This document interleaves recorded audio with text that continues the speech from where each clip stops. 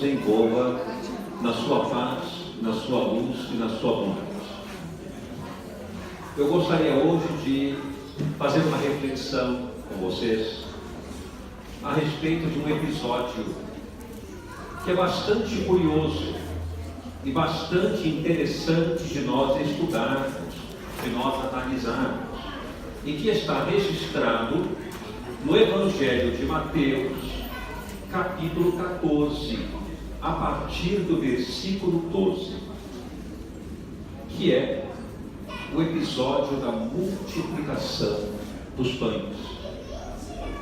É uma passagem que particularmente eu aprecio muito, porque nós temos uma impressão, de uma certa forma, equivocada, dos meandros, como ocorreram aqueles fenômenos.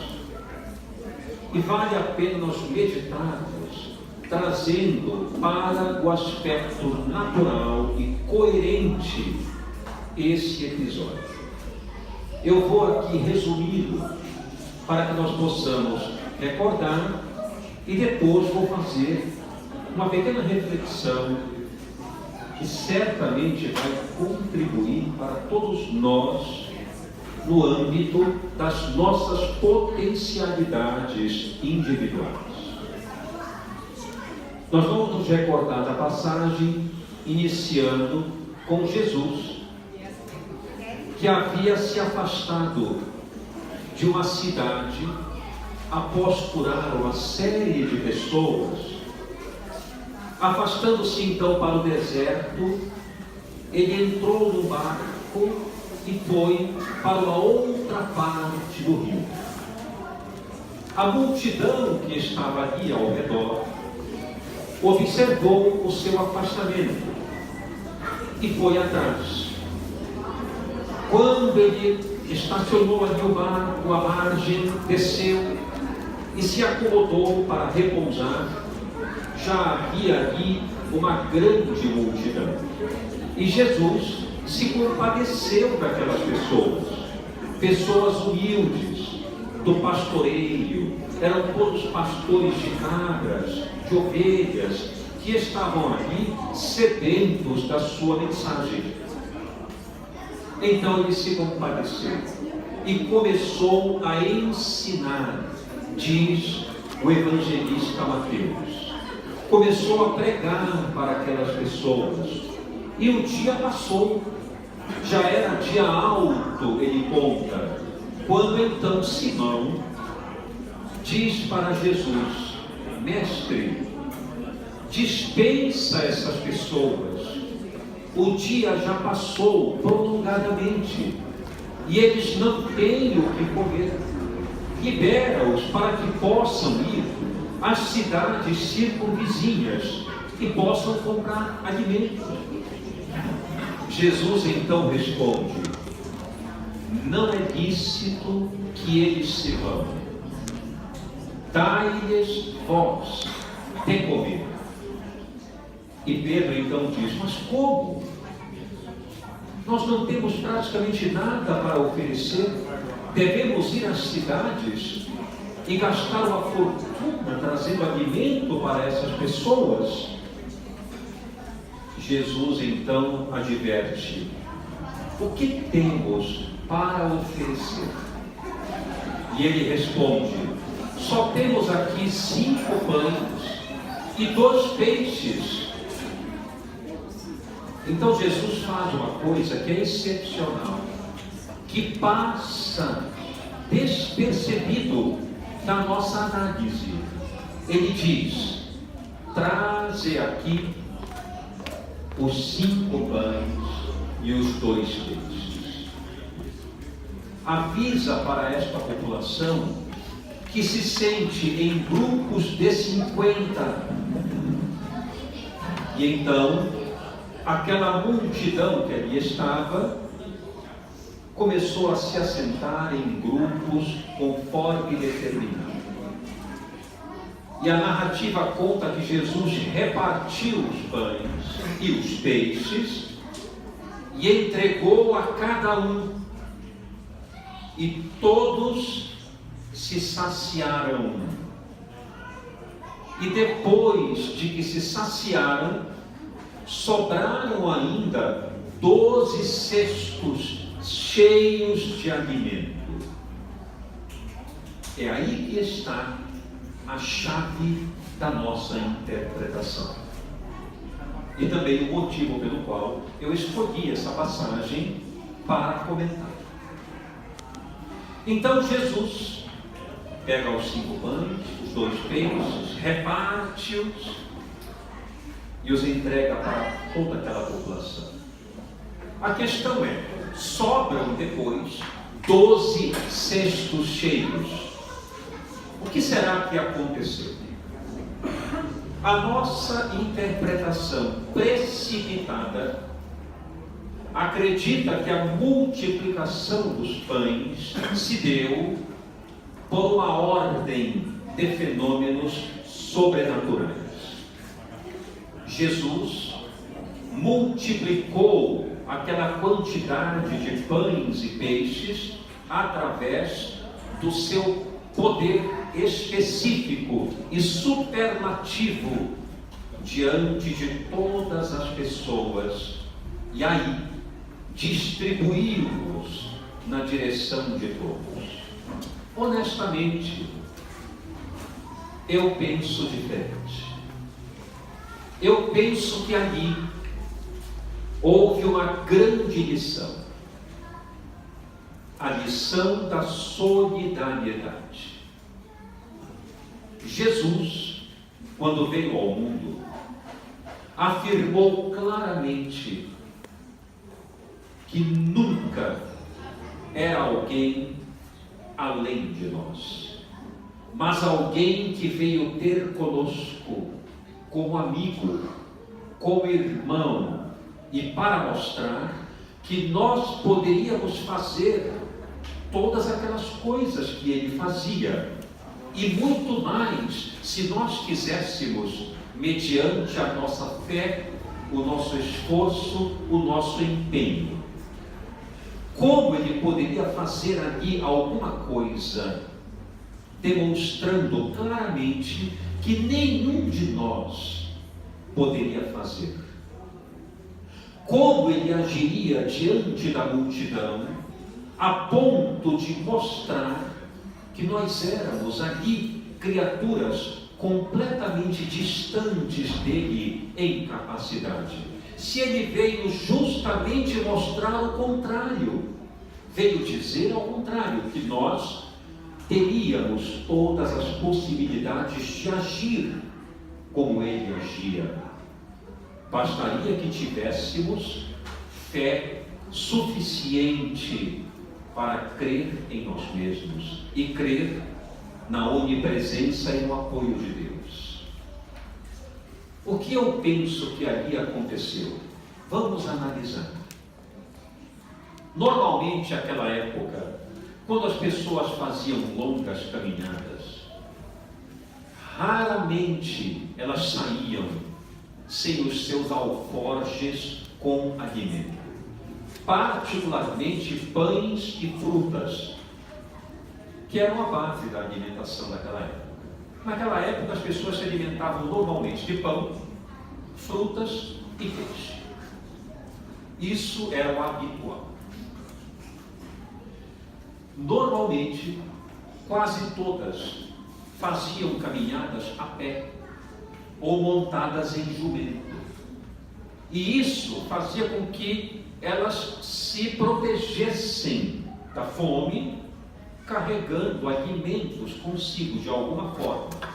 É claro que, como eram pobres, tinham pouca quantidade de comida, mas levavam consigo. Isso é de praxe.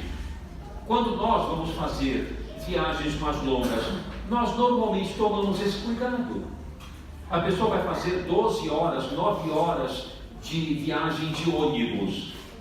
Pega um pacote de biscoito, pega um suco de caixinha, faz alguma coisa, coloca na bolsa, pega algum alimento fácil e põe na bolsa. Nós hoje ainda temos essa cultura. Imagine aquela época onde as viagens demoravam muito. Por exemplo, da Galileia até a Judéia, por exemplo, em Jerusalém, de Nazaré ou de Cafarnaum, onde Jesus morou muito tempo, até Jerusalém, era uma viagem de 4 a 5 dias a pé.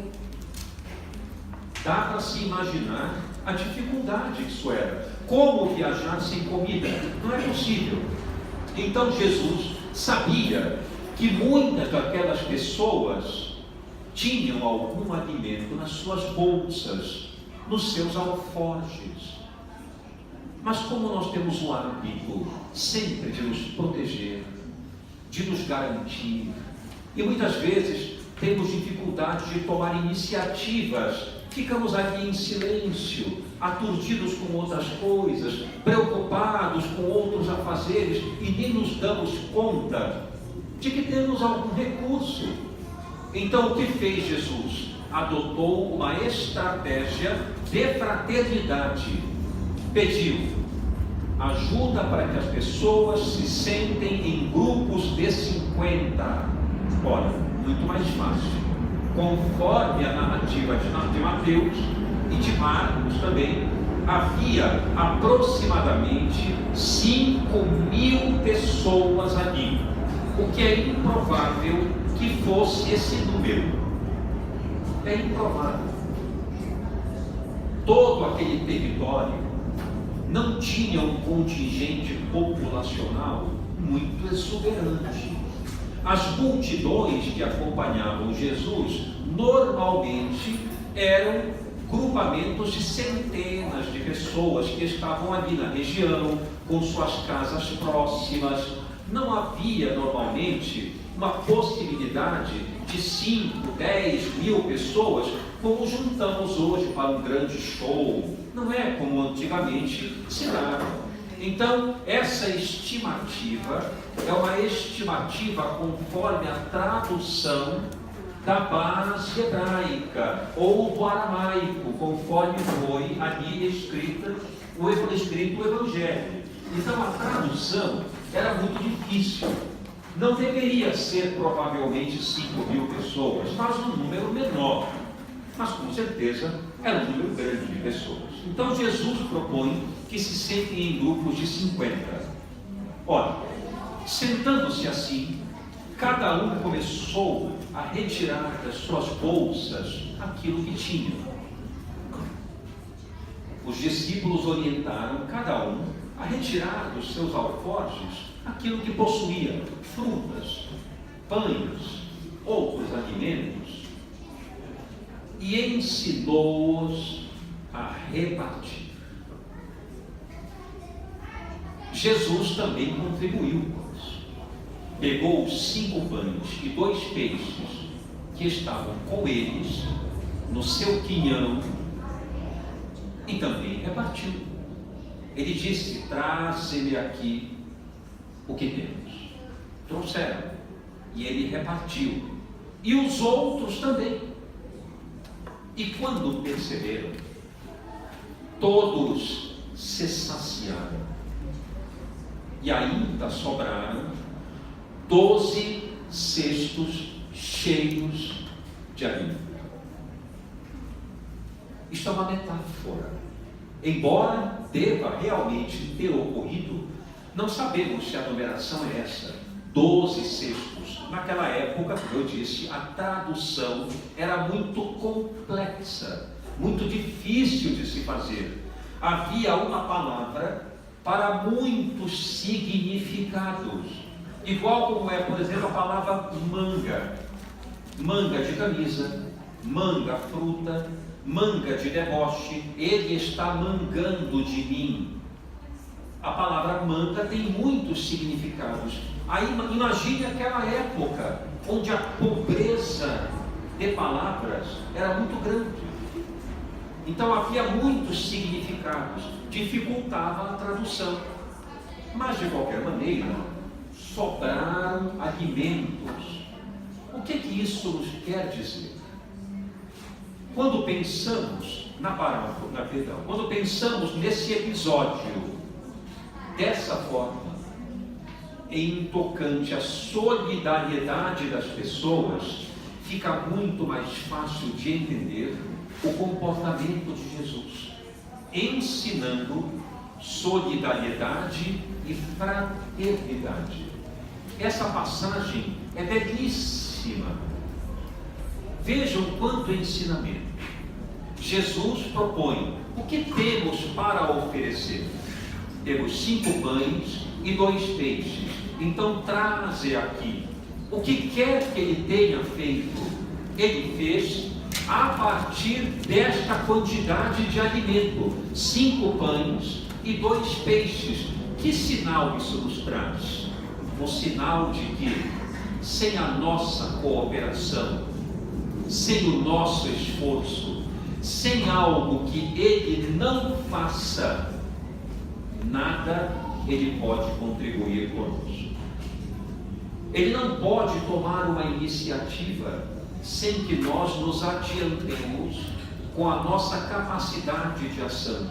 E quantas vezes nós oramos para Jesus pedindo apoio, pedindo esclarecimento, pedindo um norte na nossa vida, e permanecemos na cama, deprimidos, aborrecidos, instáveis, ansiosos, sem saber que atitude tomar. A recomendação de Jesus sempre será de que, quando precisarmos do auxílio divino e do dele, naturalmente, que estejamos sempre em ação, sempre operando, sempre trabalhando, sempre fazendo a nossa parte, porque somente assim o auxílio virá. Muitos de nós, se não todos nós, que somos ainda criaturas naturalmente imperfeitas, temos a impressão de que a vida por vezes é injusta, é inadequada. Surgem coisas que paralisam a nossa marcha, que nos dão desânimo, descrença de viver, e então estacionamos todas as nossas aspirações, fazemos comparações com os outros, imaginamos que aquele é melhor, o outro está numa situação mais favorável e nós na pior das situações. E aí, o que fazemos? Paramos, ficamos em casa, não buscamos objetivos, não estudamos, não nos aprimoramos, não avançamos e queremos que a vida faça o trabalho por nós. Queremos que surja, aí vem o termo, um grande milagre que repentinamente nos tire daquela situação imprópria na qual estamos vivendo. O problema é que isso não vai acontecer.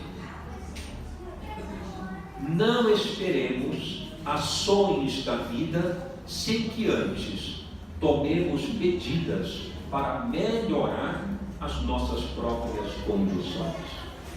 Se não tomarmos uma iniciativa, se não tomarmos um rumo, uma dianteira para melhorar as nossas condições vitais, a vida, por sua vez, também não se move, porque tudo no universo é permuta. Tudo é permuta. Não há, de modo algum, uma ação sem que haja uma reação. Mas não pode haver reação sem que haja algum movimento prévio, de modo algum. Então a vida propõe sempre reações. Ela nos examina, observa as nossas necessidades e vê quanto temos para oferecer. A pergunta da vida é justamente essa que Jesus fez para Simão. Vejam que beleza de episódio. A vida sempre nos pergunta, quando dizemos a Deus: Senhor, auxilia-me neste momento. Ele sempre emite uma pergunta para nós: o que tens para oferecer? Essa pergunta sempre vem. Porque muitas vezes pedimos o auxílio divino para um imenso problema nosso. Mas ao mesmo tempo, não oferecemos algo de nós. Não oferecemos a paciência, não oferecemos a confiança, não oferecemos a fé, não oferecemos a solidariedade. Muitas vezes estamos nervosos, destratamos as pessoas, somos rudes com os outros, somos ingratos com os membros da nossa família e ao mesmo tempo pedimos apoio e auxílio ao Criador. Como Ele poderá oferecer? Se nós estamos em desconexão com as leis naturais. As leis naturais exigem que nós sirvamos a vida, as pessoas, que nós cooperemos constantemente. Então, a primeira lição que aparece dos 5 pães e 2 peixes é: o que nós temos para oferecer à vida na medida em que solicitamos apoio a ela? É necessário haver uma permuta, uma troca, sempre será necessário. Em seguida, a outra mensagem brilhante desse fenômeno, que é a multiplicação dos pães, é que não existe elemento sobrenatural. Porque se nós nos fixarmos no sobrenatural, ficaremos sempre à margem da criação. Nos sentiremos sempre impotentes para agir. E a lição da multiplicação dos pães é justamente o oposto. É para que nós entendamos quão importantes nós somos no seio da criação, na base da cooperação divina. Nós somos essenciais para essa cooperação, porque sem a ação e os componentes que possuímos, os 5 pães e 2 peixes que temos a oferecer, nada poderá acontecer. Se Jesus, por algum motivo, multiplicou aqueles pães através de um fenômeno energético pessoal, mesmo que tenha sido assim, o que eu acho improvável, mas mesmo que tenha sido assim, ele precisou de uma base para fazer isso que não foi ele. Ele perguntou: o que temos para oferecer? Então temos 5 pães e 2 peixes. Me tragam aqui esses 5 pães. Olha só. Ele precisou de algo que não era dele para poder operar algum milagre. Isso significa que, para que ele possa operar benefícios em nós, temos de alguma forma que fazer a nossa parte e o nosso esforço. Caso contrário, nada ocorrerá de bom, porque nós já temos inteligência, conhecimento e capacidade suficientes para agir da melhor forma possível. E por fim, é o fenômeno da solidariedade, que é belo, que é brilhante. Eles se sentam em grupos de 50 e todos auxiliam uns aos outros. Um diz: eu tenho um pão. O outro diz: eu tenho alguns pêssegos. E o outro ali adiante fala: eu achei algumas tâmaras. E começam então a juntar no meio deles tudo aquilo que tem. E quando eles percebem, com a capacidade de todos poderem se unir em favor do bem, ainda sobram 12 cestos cheios de alimento. Vejam que beleza! Vejam como nós somos importantes, como nós temos a capacidade de ajudar e de nos ajudar quando ajudamos o outro. Essa é a grande mensagem da multiplicação dos pães. É a beleza da fraternidade, da solidariedade. Vejam, milagre existe. O milagre, ele existe, mas o milagre nunca é um fenômeno sobrenatural. É um fenômeno mediado pela fé e pela confiança numa transcendência que cuida de nós com muito zelo e com muito amor.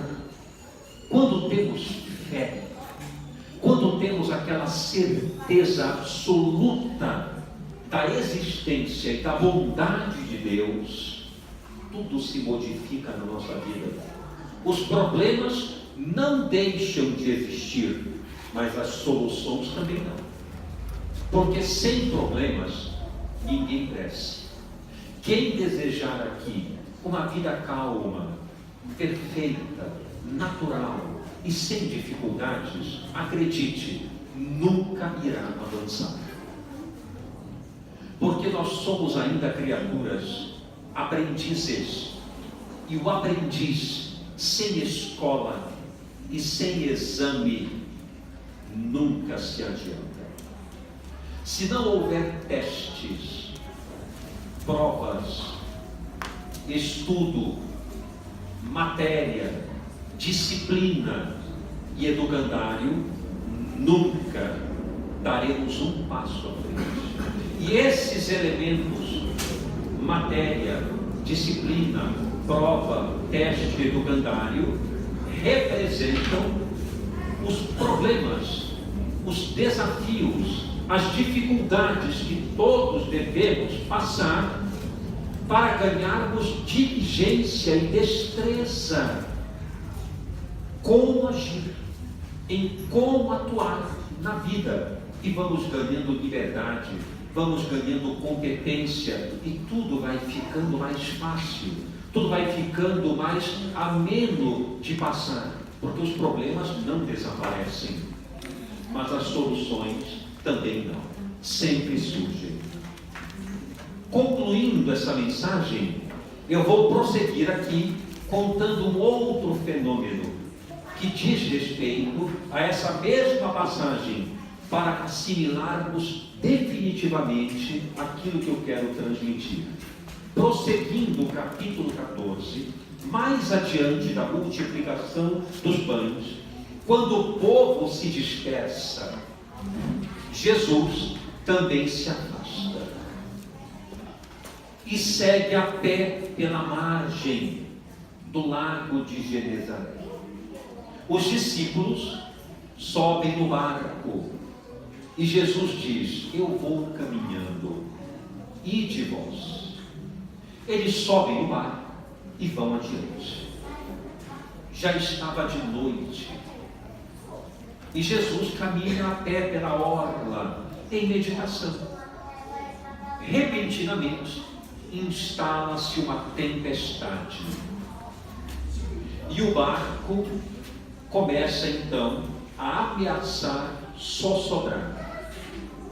Começa a balançar, as ondas começam a se agigantar e os discípulos entram em estado de pavor, imaginando: vamos afundar. E no momento em que eles se encontravam ali, completamente absortos naquele momento de pavor, Simão olha longe e vê Jesus caminhando sobre as águas. Certamente vocês devem se recordar dessa passagem. Ele vem caminhando sobre as águas e Simão se assusta, achando que era alguma coisa tenebrosa que estava ocorrendo no meio do mar. Então Jesus lança sua voz e diz: não temais, sou eu. Pedro então o identifica e diz: mestre, eu quero ir até onde tu estás.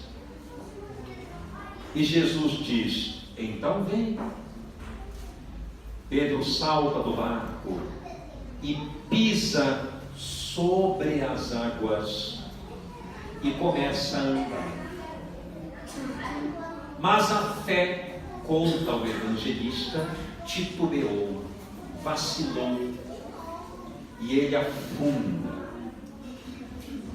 E Jesus então o recolhe, orientando que o que faltou para que ele se sustentasse sobre as águas foi a fé.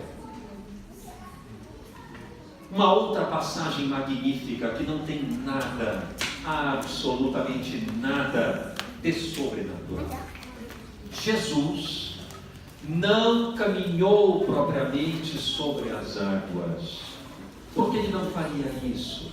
Ainda que tenha feito eventualmente, ainda que tenha ocorrido, mesmo assim, o significado é belíssimo. Mas na minha opinião, uma vez que o Espiritismo explica todos os fenômenos de uma forma natural, minha maneira de ver, até porque sou psiquiatra, é de ver de uma maneira psicológica, que eu acho muito mais coerente e muito mais condizente com a mensagem de Jesus, que não quer que nós fiquemos caminhando sobre as águas. Imagina, eu agora vou num balneário, vejo as pessoas nadando na água e começo a caminhar sobre a piscina, pisando na água, e ninguém mais pode fazer isso.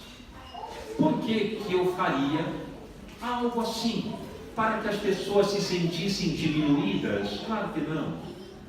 Jesus também não fez para que nós nos sentíssemos impotentes. Caminhar sobre as águas turbulentas, vejam que metáfora brilhante. Pedro estava apavorado naquele estado de turbulência das águas, dentro daquela embarcação. E Jesus, quando ele vê, caminha sobre as águas, acima das turbulências aquáticas, e diz para Simão: se quiseres, podes também caminhar. Não era um fenômeno sobrenatural, era um fenômeno psicológico. Nós, todos nós, estamos na embarcação da vida. Nossa vida, em particular, é uma grande embarcação rumo ao Criador. Esse é o nosso destino. Durante o trajeto em meio ao oceano da nossa existência, as águas ficam turbulentas. Quem aqui não passa por turbulências? Quem aqui não passa por dissabores? Quem aqui não passa por frustrações? Não existe a criatura humana que não experimente esse nível de dor. Todos nós passamos, ou estamos passando, e ainda vamos passar, porque faz parte da experiência humana a questão da dor, em vários sentidos. Então as águas da nossa existência ficam turbulentas, e nós achamos que vamos sossobrar, afundar, o barco vai virar. Quantas vezes já não dissemos isso de outra forma? Eu não vou aguentar, eu não vou suportar, agora para mim é o fim, agora basta, agora chega. Quantas vezes já não dissemos isso? É o barco quase afundando nas águas turbulentas da nossa existência. O que está faltando? Vermos Jesus ali adiante, na nossa frente, caminhando sobre as águas, isto é, ensinando como superar os limites perigosos por onde passamos. De que forma? Através do seu Evangelho, da sua mensagem, das suas atitudes, do seu comportamento. Quando estudamos esse homem, na sua mensagem e nas suas ações, adquirimos total conhecimento e resistência para enfrentar qualquer dissabor na nossa vida. Porque ele nos mostra a imortalidade da vida, a grandeza de Deus e tudo aquilo de importante e singular que somos. Nós somos criaturas que nos habituamos a nos depreciar demais. Vejam como isso é verdade. Nós nos depreciamos demais. Alguém diz para nós: muito obrigado pelo que você fez. E logo nós dizemos: imagina, Quem sou eu? Não fiz nada. Adoramos nos depreciar. Por que não dizemos, que bom que eu pude ajudar você? Pronto. Isso é suficiente. Mas nós temos o hábito de nos depreciar. Não vou conseguir. Isto não é para mim. Eu não dou conta disso. Ah, mas fulano contratou você, mas quem sou eu para assumir essa função? Eu não consigo, pobre de mim. Gostamos disso. E Jesus veio nos dizer, assim como disse para Simão, vem, tu podes caminhar sobre as águas, isto é, tu podes superar os teus problemas, os teus conflitos, os teus temores. Basta que tenhas o manancial de bênçãos que a boa nova te traz. Então a recomendação que eu deixo é: estudemos o Evangelho de Jesus. É o maior tratado de psicoterapia que já foi escrito em qualquer época da humanidade. Ali, e digo isso de própria experiência, que lido com saúde mental, todos os modelos de atendimento em psicologia estão contidos no Evangelho. Todos os estudos feitos, desde Freud até o momento atual, já foram descritos no Evangelho por Jesus, demonstrando que o Evangelho é tudo de que precisamos para introjetar conhecimento e projetar felicidade na direção daqueles que nos cercam, com a nossa paz, com o nosso equilíbrio, com a nossa boa vontade. Todos nós, sem exceção, somos capazes. Todos nós, sem exceção, somos filhos de Deus e criaturas incomparáveis, uns em relação aos outros, repletos de potenciais que nós não conhecemos. E sabe por que nós não conhecemos? Porque não evocamos, nós evocamos a parte que não é boa, o sentimento negativo, o pensamento depreciativo. Não estamos habituados a evocar de nós a parte boa, a parte que grita alto lá dentro: você consegue, você pode. Jesus disse isso o tempo inteiro e nós não levamos em conta. Vós sois, disse ele, o sal da terra. Mas se ele disse, por que seria mentira? Não é? Vós sois o sal da terra. E se o sal for insípido, com que se há de salgar? Só vai servir para ser pisado pelos homens, disse ele.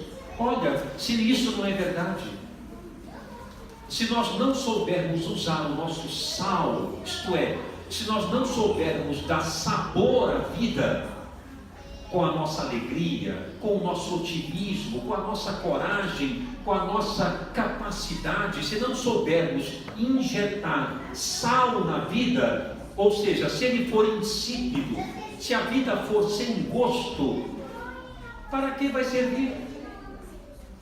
A não ser se for pisado pelos homens. E não é isso que acontece? Vejam como é verdade. Quando somos pessoas que dizemos: eu não sou ninguém, eu não sou capaz, eu não dou conta, eu não vou conseguir. Reparem, os outros deixam de acreditar em nós. As oportunidades vão embora, porque nós, com a nossa energia negativa, as empurramos. Mas se dissermos: eu consigo, eu posso, eu sou capaz, eu sou competente, eu consigo aprender, eu vou me esforçar e vou aprender aquilo, vou saber sobre tal coisa, eu não sei tudo, mas já tenho um bom conhecimento, posso fazer muitas coisas. Quem absorve essas crenças verdadeiras, as oportunidades começam a aparecer, as pessoas começam a notar, e temos mais amigos, mais colegas de trabalho e mais trabalho. É tudo uma troca, tudo uma permuta. Então façamos isso. Estudemos o Evangelho de Jesus e coloquemos em prática quanto pudermos, mesmo caindo, levantando, errei de novo, não faz mal, levante e prossiga, porque é assim, aquele que não erra, não aprende. Quem acerta sempre é porque não faz coisas novas. Quem acerta toda vez, sem nenhuma falha, só faz o que sabe, não vai adiante. Então, se errar, não tem problema. Puxa, aqui eu não fui bem, eu fiz uma bobagem, não tem problema. Volte e recomece. Dê a você mesmo inúmeras oportunidades. Porque é assim, a reencarnação é isso. Então é porque na mesma existência podemos ter inúmeras oportunidades, sem desistir de nós, principalmente. Podemos eventualmente desistir de algo, mas desistir de nós, quem vai nos conduzir? Não é possível. Quem vai viver a nossa dor e a nossa alegria? Ninguém, só nós. Nós podemos contar como estamos nos sentindo, mas o outro viver a nossa emoção não pode. Ele não pode entrar aqui. Então como é que vamos desistir de nós? Nos menosprezar? Jamais. Então estudemos o Evangelho e olhemos para Jesus como o ser natural que veio ao mundo dizer: aquilo que eu faço, você também pode fazer, desde que conquiste fé e absorva toda a mensagem que eu te deixo. Então absorvamos essa mensagem e avivamos com intensidade, dentro e fora de nós. Muita paz nos nossos corações e um grande abraço a todos.